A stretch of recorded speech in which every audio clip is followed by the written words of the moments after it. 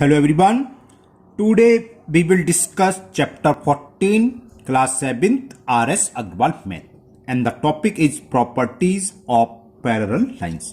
तो आज के इस वीडियो में हम प्रॉपर्टीज बताएंगे आपको पैरेलल लाइंस की क्या प्रॉपर्टी है और दो लाइन पैरेलल हों इनको एक तीसरी लाइन इंटरसेक्ट करे तो कितने एंगल बनते हैं और उन एंगल की क्या प्रॉपर्टी है और कुछ क्वेश्चन करेंगे चैप्टर 14 के। तो सबसे पहले जो आपका टॉपिक है प्रॉपर्टी ऑफ पैरेलल लाइंस। तो पहले पैरेलल लाइंस मालूम होना चाहिए कि पैरेलल लाइंस होती क्या है। देखो किसी एक ही प्लेन में अगर टू लाइंस हों, जैसे एक लाइन ये है, एक और एग्जांपल एक लाइन और एक लाइन ये है ना। ये क्या हो रहा है, इंटरसेक्ट कर रही है। इसको अगर हम इस साइड बढ़ाएं तो इंटरसेक्ट, आगे बढ़ाएंगे तो इंटरसेक्ट नहीं कर रही है। एक साइड बढ़ाने पर इंटरसेक्ट कर रही है। ये लाइन चाहे हम इसको पीछे कितना भी प्रोड्यूस का मतलब बढ़ाना प्रोड्यूस कर लो, चाहे इस साइड प्रोड्यूस कर दो, है ना, ये कभी भी इंटरसेक्ट नहीं होगी। तो ऐसा पेयर ऑफ लाइंस कोई जरूरी नहीं, दो से अधिक भी हो सकती है, 3 लाइन्स हो सकती हैं, 4 हो सकती हैं। तो ऐसी लाइन है 2 more than 2 और more than 2 lines which never intersect, जो कभी भी इंटरसेक्ट नहीं करती, फॉर दे आर एक्सटेंड, भले ही वो कितनी दूर तक हम बढ़ा दें, तो कहलाती हैं पैरेलल लाइंस। या दूसरे शब्दों हम ये कह सकते हैं if the distance between two line is always constant at any point, दो लाइन के किसी भी पॉइंट की डिस्टेंस, किसी पॉइंट से ले लें, दो लाइन के बीच की डिस्टेंस हमेशा कांस्टेंट से मतलब इक्वल हो। अगर 5 है तो हर जगह 5 हो, तो वो कहलाती हैं पैरेलल लाइंस। पैरेलल लाइन समझ में आ गया। ऐसी टू लाइंस, टू से मतलब 2 और मोर देन 2, 3 भी हो सकती हैं, इक्वल ले ली। अगर ये तीनों आपस में नहीं कट रही हैं तो ये तीनों आपस में पैरेलल लाइन है। या इसके बीच की डिस्टेंस और इन दोनों के बीच की डिस्टेंस हमेशा हर पॉइंट, इसका मतलब ये नहीं कि जितनी ये इतनी ये इसके पास भी हो सकती है, मतलब इस लाइन से इस लाइन तक के बीच की डिस्टेंस हमेशा सेम और इस लाइन के बीच की डिस्टेंस हमेशा सेम हो। दोनों की इक्वल है तो नो प्रॉब्लम, दोनों की इक्वल नहीं तब भी कोई बात नहीं। ओके, तो ये कहलाती है पैरेलल लाइन। सबसे सिंपल है, अगर दो लाइन या दो से अधिक लाइन जो कभी भी इंटरसेक्ट ना करे वो कहलाती है पैरेलल लाइन। सबसे बेस्ट एग्जाम्पल पैरेलल लाइन का क्या है, रेलवे ट्रैक। रेलवे ट्रैक हमेशा पैरेलल होती है, हमेशा। वो कर्वी हो रही कहीं पर तो उसमें आपस में पैरेलल है। अगर पैरेलल नहीं होती क्या समझा, ट्रेन आपकी पलटी है, समझ लो। ओके, बस समझ आ गया। पैरेलल लाइन तो समझ में आ गया। अब अगर 2 पैरेलल लाइन ये हैं, एक लाइन इसको इंटरसेक्ट कर रही है, ये पॉइंट कुछ है, ये पॉइंट कुछ है, 2 पॉइंट पर होगी, पहली लाइन को पहले पॉइंट, दूसरी लाइन को दूसरे पॉइंट पर, तो इस तरह की लाइन कहलाती है ट्रांसवर्सल। क्या कहलाती है, ट्रांसवर्सल। ठीक है ना, तो ये कहलाती है ट्रांसवर्सल लाइन। अब इनकी प्रॉपर्टी बताएंगे। 2 पैरेलल लाइंस हैं और कोई एक ट्रांसवर्सल इंटरसेक्ट करें, जैसे ये पैरेलल लाइन थी, मान लो ये पैरेलल लाइन L, ये पैरेलल लाइन M और T फॉर ट्रांसवर्सल, ये ट्रांसवर्सल है। तो देखो 8 एंगल बनते हैं। एक तो ये बना एंगल 1, ये बना एंगल 2, इसको मान लो एंगल 3, ये एंगल 4, इसे मान लिया हमने एंगल 5, इसको एंगल 6, इसको एंगल 7, इसको एंगल 8। तो कितने एंगल फॉर्म हुए, there are 8 angle form if one transversal intersect two parallel line. तो इन एंगल्स के कुछ प्रॉपर्टियां हैं वो हम बताते हैं। ये थोड़ा मैं छोटा हो गया था ना फिगर, तो मैं थोड़ा बड़ा बना दूं। यहाँ ये 2 ट्रांसवर्सल 2 पैरेलल लाइन है L and M। Parallel line के देखो एक, अगर मैं एरो से डिनोटेट करना हो तो सिंगल एरो लगा देते हैं। मान लो ये ऐसे दे रखा होगा कोई फिगर, यानी कि इसकी पैरेलल है और 2 लाइन ऐसे दे रखी हो, तो एरो जितने बने 2 एरो बनने हैं, यहाँ भी 2 एरो, तो ये इसके पैरेलल होगी। सिंगल एरो वाली आपस में पैरेलल और 2 एरो वाली आपस में पैरेलल है। ये अगर फिगर देख के हम ऐसे समझ सकते हैं कितने एरो लग रहे हैं। सिंगल वाली आपस में पैरेलल, डबल वाली आपस में पैरेलल है। तो L पैरेलल है M के और ये ट्रांसवर्सल T है। तो 8 एंगल बने, इसको हमने एंगल 1 दे दिया नाम, इसको एंगल 2, इसको एंगल 3, इसको एंगल 4, ये एंगल 5, ये एंगल 6, ये एंगल 7 और ये एंगल 8। इससे पहले हमने लीनियर पेयर एंगल पढ़े, इससे पहले एक्सरसाइज में सप्लीमेंट्री एंगल पढ़े, कॉम्प्लीमेंट्री पढ़े और क्या पढ़े थे, सप्लीमेंट्री हो गए, एडजेसेंट एंगल पढ़े और वर्टिकली अपोजिट एंगल। अब कुछ एंगल पैरेलल लाइन में पढ़ेंगे। तो ये 8 एंगल्स बने, इनके कुछ नाम हैं क्या, उसको डिस्कस करते हैं। फर्स्ट है करस्पॉन्डेंस। फर्स्ट से मतलब ये नहीं पहला, कोई सा भी आप लिख सकते हो। पहला मैं करस्पॉन्डेंस एंगल के बारे में बता रहा हूँ।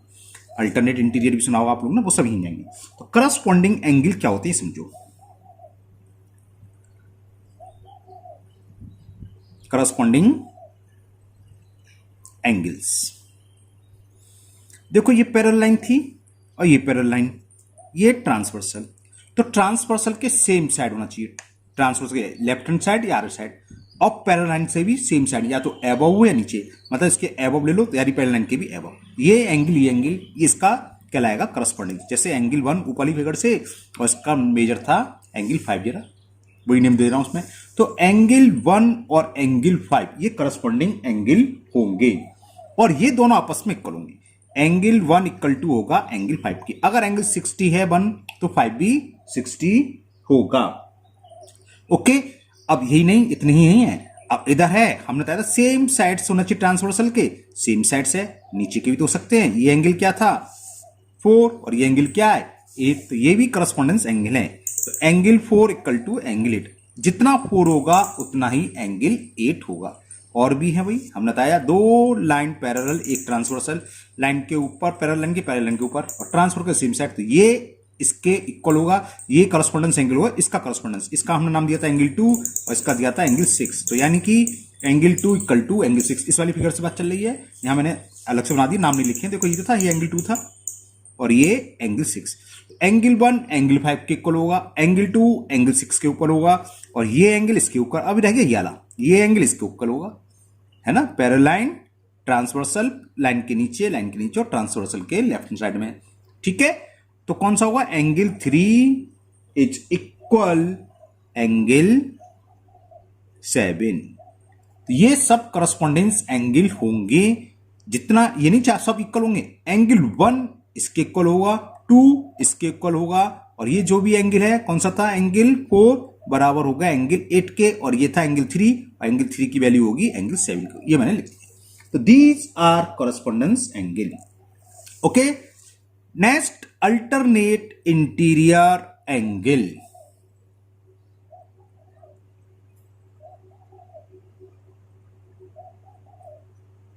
अल्टरनेट इंटीरियर एंगल, ये क्या होते हैं समझ लो।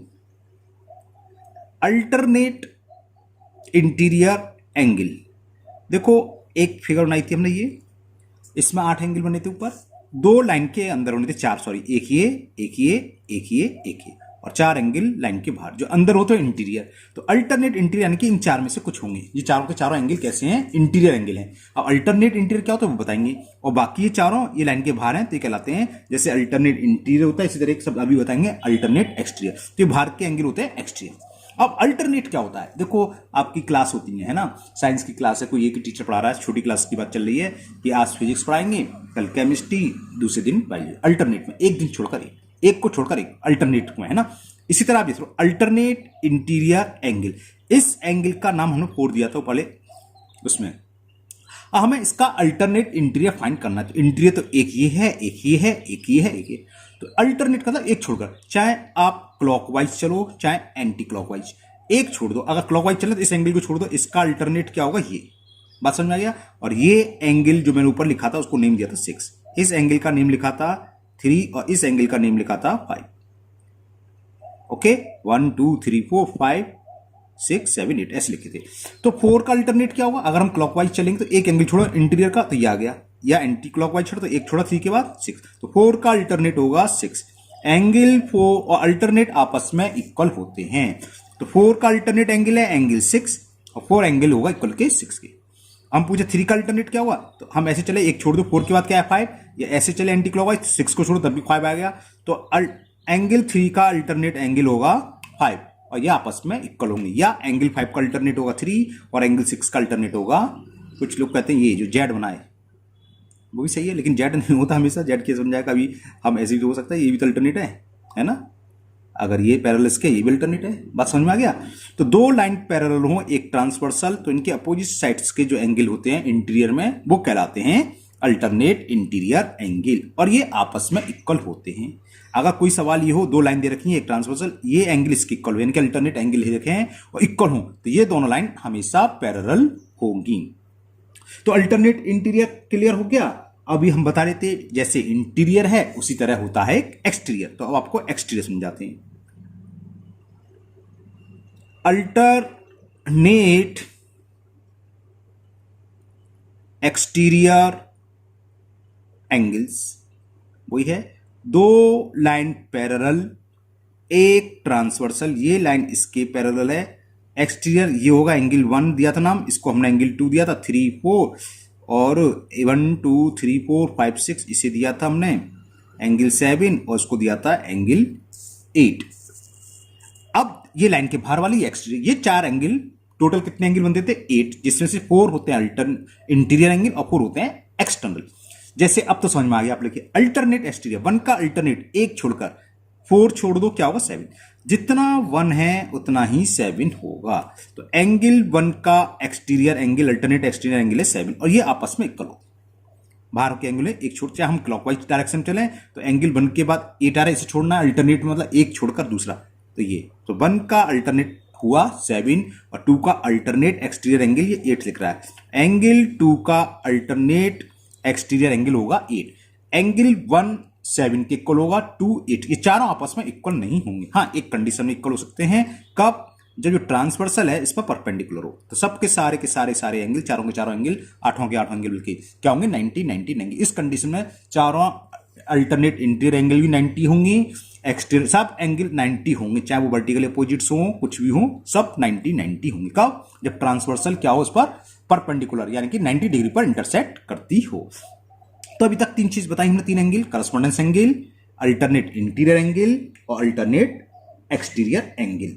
अब एक एंगल को इंटीरियर एंगल, अब उसके बारे में डिस्कस करते हैं।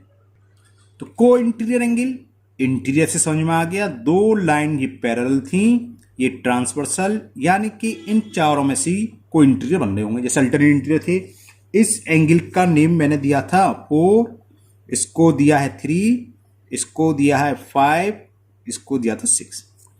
को इंटीरियर एंगल क्या होता है, angle of the same sides of the transversal. Interior angle तो हो, साथ ही साथ ट्रांसवर्सल के सेम साइड, ट्रांसवर्सल के इस साइड हो या इस साइड, यानी कि 4 और 5 आपस में को इंटीरियर होंगे और 3 और 6, क्योंकि ये ट्रांसवर्सल से लेफ्ट साइड में, ये ट्रांसवर्सल के राइट साइड में। तो 4 तो समझ में आ गया, एंगल क्या होंगे, इंटीरियर एंगल कहलाएंगे। कौन से, interior angle of the same sides of the transversal is called को इंटीरियर एंगल। लिखने की जरूरत तो नहीं है ना, मैं बोल रहा हूं, अगर लिखना तो आप लिख लेना, क्या, सेम साइड्स के एंगल, किसके, ट्रांसवर्सल। ये ट्रांसवर्सल होती है टी थी, ये लाइन हमने एल मान ली थी, ये है ना, तो क्या लिखोगे, angle belong same sides of the transversal is called alternate, sorry, को इंटीरियर एंगल। ठीक, बात समझ आए। इसको हम दूसरा शब्द और होता है, वो लिख लो, उसे बोलते हैं कॉन्सिक्यूटिव, कॉन्सिक्यूटिव लगातार, कॉन्सिक्यूटिव इंटीरियर एंगल। तो अगर हम कॉन्सिक्यूटिव इंटीरियर एंगल्स बोले या को इंटीरियर एंगल्स, हमेशा सेम है, दोनों का मतलब एक ही है। इसकी एक प्रॉपर्टी होती है, क्या, को इंटीरियर एंगल या कॉन्सिक्यूटिव इंटीरियर एंगल का सम हमेशा 180 होगा। कब, अगर ये दोनों लाइन पैरेलल हैं। तो कभी कभी सवाल आएंगे भी आगे कि प्रूव करने के लिए आता है कि ये लाइन इसके पैरेलल है, प्रूव करो। इसके कई तरीके होते हैं, या तो को इंटीरियर का सम 180 आ जाए तो वो पैरेलल होंगी, या एंगल 3 बराबर एंगल 5 आ जाए, यानी कि अल्टरनेट इंटीरियर एंगल इक्वल आ जाए तो पैरेलल होंगी, या कॉरेस्पॉन्डेंस एंगल इक्वल आ जाए तो पैरेलल होंगी। हमने यही पढ़ा था, एक तो कॉरेस्पॉन्डेंस एंगल वो इक्वल आ जाए तो पैरेलल होंगी, अल्टरनेट इंटीरियर एंगल इक्वल आ जाए तो पैरेलल होंगी, इनका सम आ जाए तो कितना आ जाए 180 तो पैरेलल होंगी। और क्या बता, एक्सटीरियर एंगल, अगर अल्टरनेट एक्सटीरियर एंगल भी इक्वल है तब भी पेयर ऑफ लाइन क्या होगा, पैरेलल। ये बात समझ में आ गया है ना, क्लियर हो गया, समझ में आ गई बात, ओके। अब देखो क्या होता है, आपके जब क्वेश्चन आएंगे तो उसके पहले आपको क्लियर होना चाहिए, ये है, अगर हमें इन 8 एंगल में से अगर सिर्फ एक भी एंगल पता हो, मान लो ये मालूम है 110, तो हम सारे के सारे एंगल फाइंड कर सकते हैं। कैसे, देखो ये 2 लाइन इंटरसेक्ट कर रही है, इससे पहले हम पढ़ चुके हैं वर्टिकल अपोजिशन एंगल, ये 110 है तो ये भी 110 है। ये लाइन क्या है, ये पैरेलल दे रखी है, तब की बात चल रही है, पैरेलल नहीं दे रखी है तो नहीं कर सकते। ओके, उस कंडीशन में हम कर सकते हैं, ऐसा कुछ नहीं है। अगर पैरेलल नहीं दे रखी है तो बताएंगे, आड़ी तिरछी तो गलत है ना, पैरेलल पे बात चली फिलहाल। तो ये 110 तो 110 हो गया। अब देखो ये 110 है लाइन से ऊपर, तो लाइन के ऊपर ये भी 110 होगा। क्यों, क्यों होगा बताओ, कॉरस्पॉन्डेंस एंगल भाई ये इसका कॉरस्पॉन्डेंस है, और ये 110 है तो ये 110 होगा। ये वर्टिकली अपोजिट एंगल या इसका ये अल्टरनेट इंटीरियर एंगल हो गया, या ये कॉरस्पॉन्डेंस पेंडिंग तो ये दोनों कॉरस्पॉन्डेंस है ऐसे। तो 1 से 4 निकाल चुके, अब बाकी 4 कैसे निकलेंगे? ये कैसे है लीनियर पेयर, ये 110, तो इन दोनों का सम कितना होगा 180, और 180 में से 110 सब्ट्रैक्ट करोगे, अरे 180 में से जब 110 सब्ट्रैक्ट करोगे तो 70 आएगा। जब ये 70 तो इसके सामने का अपोजिट एंगल वर्टिकल अपोजिट ये 70, जब ये 70 लाइन के ऊपर ये भी 70, क्यों? क्योंकि ये कैसे हैं कॉरस्पॉन्डेंस एंगल। जब ये 70 तो ये भी 70। तो क्या दिखाई दे रहा है? दो ही तरीके के एंगल है, मेजर ऑफ एंगल दो ही है। इन आठों में जब भी निकालोगे दो ही एंगल्स निकल के आएंगे, मतलब 4 तो 70 के हैं और 4 110, यानी कि 4 एंगल की वैल्यू सेम होती है और 4 एंगल की वैल्यू सेम होती है इन 8 में से। ठीक है, बात समझ में आ गई आपके? ओके, तो पैरेलल लाइन क्या थी? ऐसी दो पैरेलल लाइन जो कभी भी इंटरसेक्ट ना करे, या दूसरे शब्दों में जिनके बीच की डिस्टेंस हर पॉइंट पर हमेशा कांस्टेंट हो, वो पैरेलल कहलाती हैं। और दो सी मतलब 3 4 5 आपस में पैरेलल हो सकती हैं। जब पैरेलल लाइन को कोई तीसरी लाइन इंटरसेक्ट करती है उसे बोलते हैं ट्रांसवर्सल। तो 8 एंगल बनते हैं जिसमें 4 इंटीरियर एंगल यानी कि लाइन के अंदर, जैसे 1 2 3 4, और 4 लाइन के बाहर ऊपर या नीचे है ना, लाइन के बाहर, तो वो कहलाते हैं एक्सटीरियर। उसमें आया था करस्पॉन्डेंस एंगल, डिस्कस कर चुके हम, अल्टरनेट इंटीरियर, अल्टरनेट एक्सटीरियर और को इंटीरियर एंगल या कॉन्सिक्यूटिव इंटीरियर एंगल। ये इंपॉर्टेंट है, इन दोनों एंगल का सम 180 होता है। ओके, अब थोड़ा सा और डिस्कस करेंगे, फिर हम एक्सरसाइज के कुछ सवाल करेंगे। ये मान लो एक फिगर दे रखी होगी, क्वेश्चन में जिस टाइप कहेंगे, हमें प्रूव करना होगा कि ये लाइन इसके पैरेलल है, कि लाइन ए पैरेलल है लाइन बी के। तो क्या क्या प्रूव कर सकते हैं? अगर हम किसी तरह ये प्रूव कर दें ये एंगल इसके इक्वल है, बस इतना ही कर दें, तो ये लाइन क्या होगी? पैरेलल, क्योंकि ये कैसे कहलाएंगे? कौन से एंगल कहलाएंगे? Corresponding angle. क्लियर? दूसरा तरीका, अगर हम ये प्रूव कर दें ये एंगल इक्वल है इसके, तब भी इतनी सी प्रूफ हो जाएगा, line A will be parallel to line B. क्यों? क्योंकि ये एंगल इसके इक्वल, और ये कैसे कहलाते हैं? Alternate interior angle. ये उसी कंडीशन में इक्वल होते हैं जब ये लाइन पैरेलल हो, अदरवाइज नहीं होंगे। तो इतनी से हो जाएगा ये प्रूफ।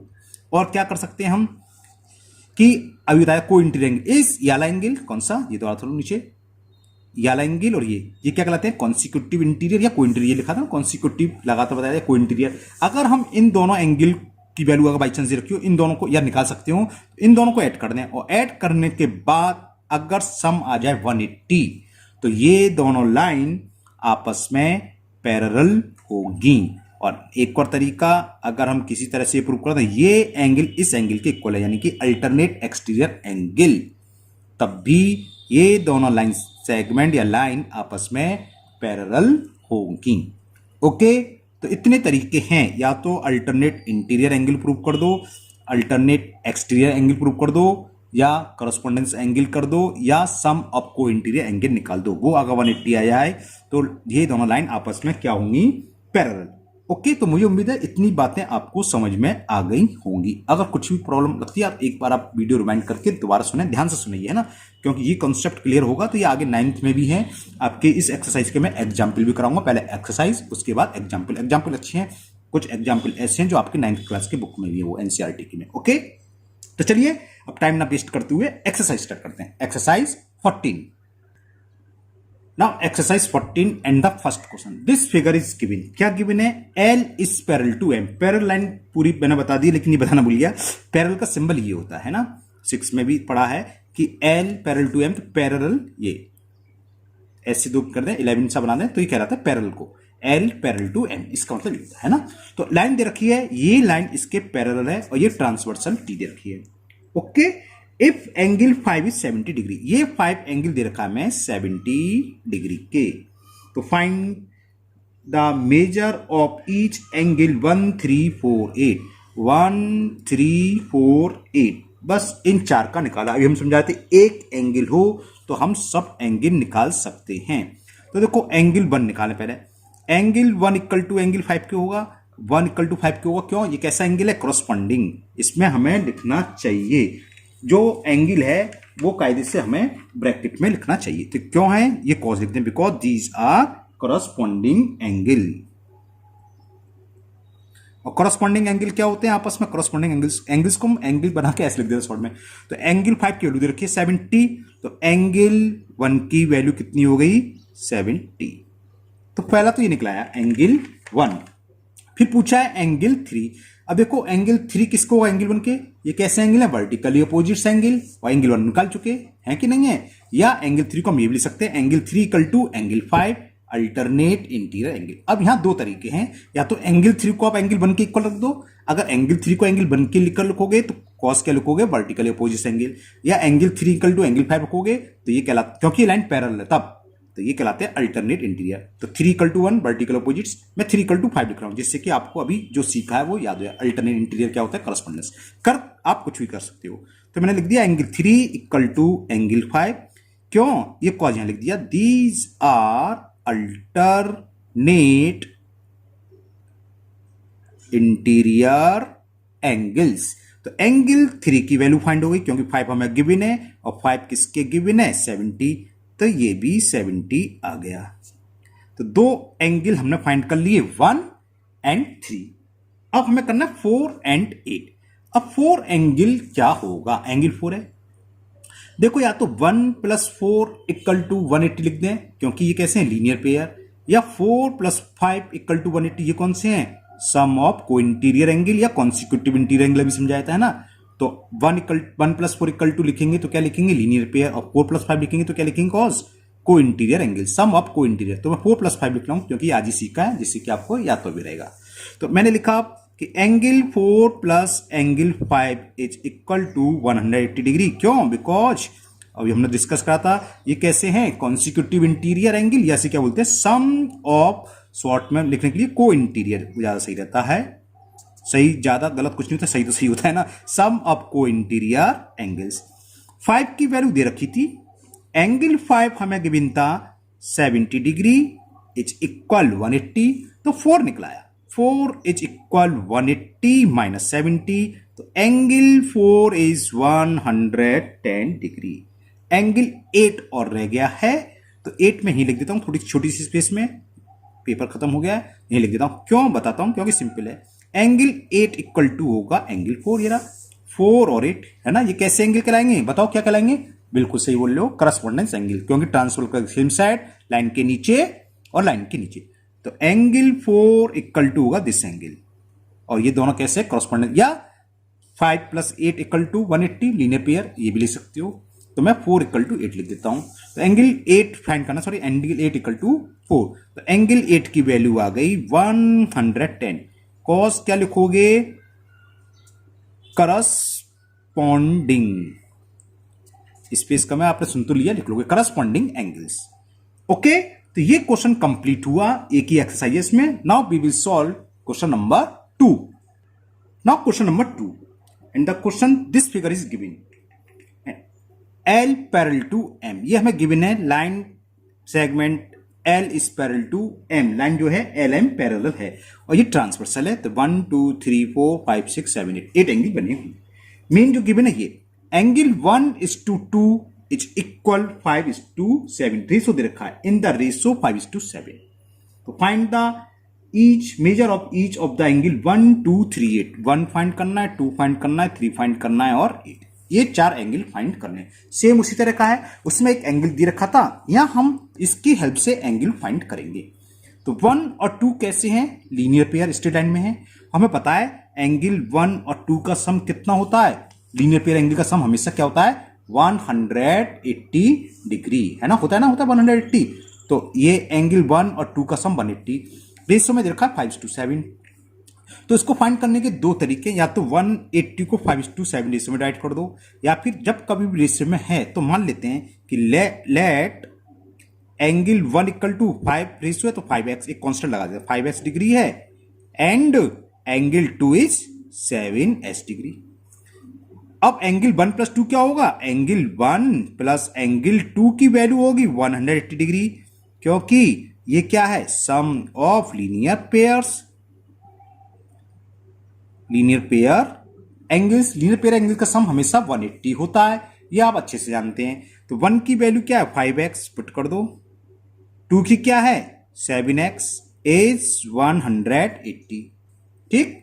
5x प्लस 7x कितना हो गया 12x इज 180, तो x की वैल्यू आ गई 180 अपॉन 12, 12 बन जा 12, 6 बचा 60, तो 12 5 जा, तो x आ गया 15। लिख रहा मैं x से मतलब थोड़ी ना है, हमें तो एंगल 1 2, तो एंगल 1 की वैल्यू तो ही निकलाई, x वैल्यू पुट कर दें 5x, तो angle 1 is equal to 5 into x, x की वैल्यू कितनी 15, तो 1 यहां निकलाया।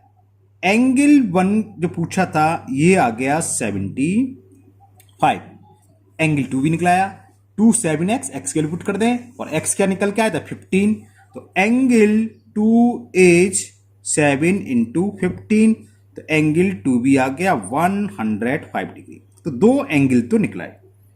अब हमें फाइंड करना है एंगल 3, तो एंगल 3 किसके इक्वल होगा, जो एंगल 1 के है, क्योंकि ये वर्टिकल अपोजिट है, या 2 प्लस 3 इज इक्वल 180, तो इतना कैलकुलेशन क्यों करेंगे, हम 1 निकाल चुके, 3 इक्वल टू 1 लिख दो, वर्टिकल अपोजिट एंगल है ना, तो लिख दो एंगल 3 की वैल्यू होगी एंगल 1 की, क्यों होगी ये हमने ब्रैकेट में लिख दिया, because these are vertically opposites को शॉर्ट में ओडबल पे ले सकते हो, अपोजिट्स एंगल्स, तो एंगल 3 की वैल्यू भी आ गई 1, और 1 किसके इक्वल था, जरा ऊपर ही दिख रहा है 1 इक्वल टू 75, तो एंगल 3 या मेजर ऑफ एंगल 3 इज 75, तो 1 2 3 फाइंड हो गए, लास्ट 8, तो एंगल 8 किसके इक्वल होगा, ये रहा एंगल 8 किसके होगा, एंगल 1 के होगा कि 2 के, 2 के, क्यों अल्टरनेट एक्सटीरियर एंगल है, ये रहा 2 है, एक्सटीरियर को छोड़ दो आगे इसके, या 4 के इक्वल ले सकते हो, लेकिन 4 एंगल हमने निकाला नहीं, हमने कौन कौन से निकालना है 1 2 3